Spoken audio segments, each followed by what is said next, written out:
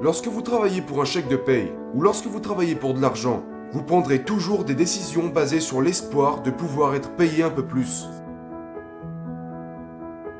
Je crois que si vous passez votre vie à travailler sur vos faiblesses, eh bien à la fin de votre vie, vous aurez beaucoup de fortes faiblesses.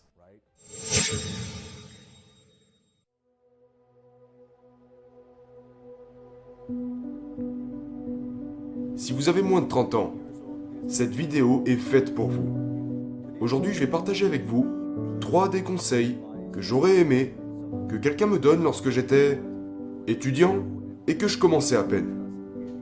Je connais beaucoup de mes fans.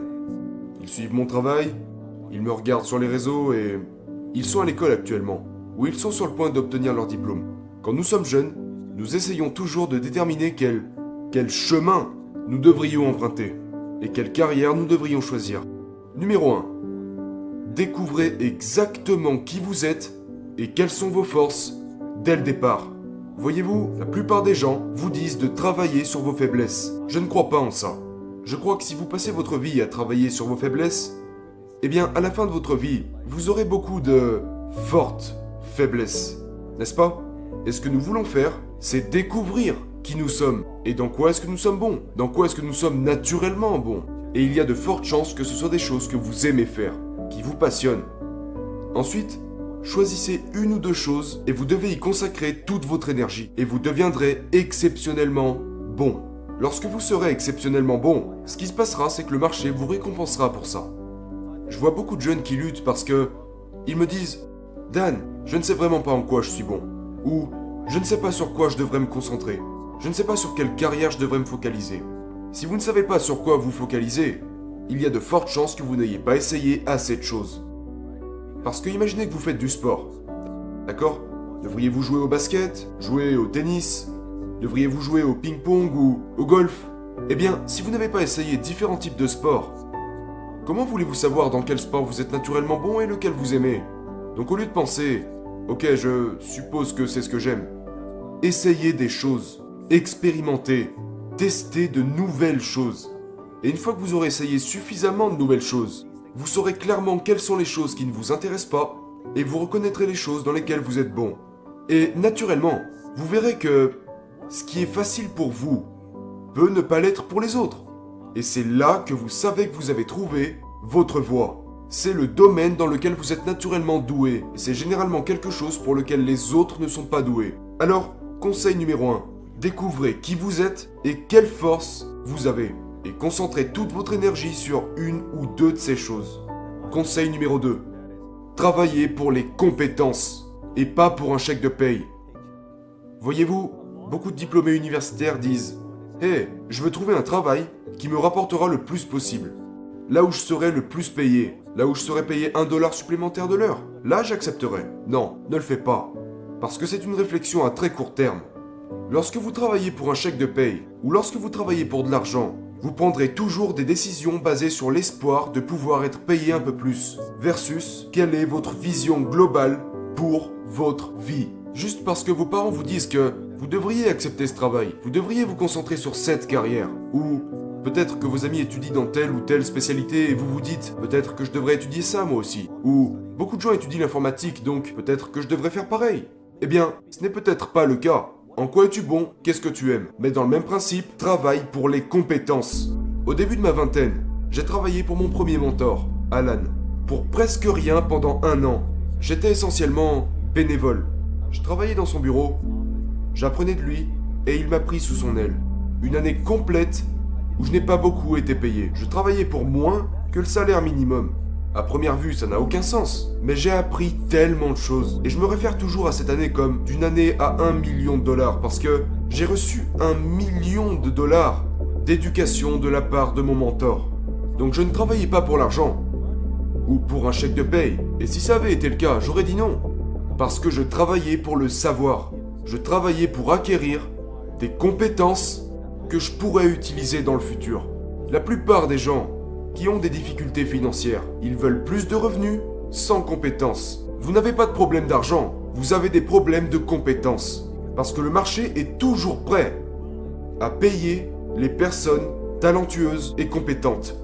Donc travaillez vos compétences, travaillez pour les compétences. Choisissez une entreprise, choisissez quelqu'un dont vous pourriez tirer quelque chose. Ne travaillez pas seulement pour un salaire, travaillez pour les compétences. Conseil numéro 3, pensez à long terme, pas à court terme. Une des plus grosses erreurs que les jeunes font très régulièrement, que je vois parfois sur les réseaux, même parfois certains d'entre eux avec lesquels j'ai fait affaire, ils ont une mentalité à très court terme. Ils essaient de gagner rapidement de l'argent, ils essaient de devenir riches rapidement. Ils prennent beaucoup de décisions, et je peux le voir, c'est très naïf. Et la raison à cela est qu'ils ne pensent pas à long terme. Ils pensent à la fin du mois, ils pensent à ce trimestre, peut-être que certains d'entre eux pensent à cette année, mais ils ne pensent pas à très long terme. Quand je regarde ce que j'ai fait, les gens disent « Oh, tu as tellement réussi super tôt !» Je leur réponds « Ouais, sauf que ça s'est pas fait du jour au lendemain, ok ? J'ai travaillé de très nombreuses années pour en arriver là où je suis aujourd'hui.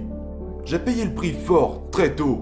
Quand j'étais jeune, quand j'allais à l'école, les 5 premières années de ma vie, quand tous mes amis allaient boire de l'alcool, faire la fête, courir après les filles et juste passer du bon temps, durant les 5 premières années de ma carrière, je n'ai pas pris un seul jour de congé. J'ai travaillé 12 à 14 heures par jour, chaque jour.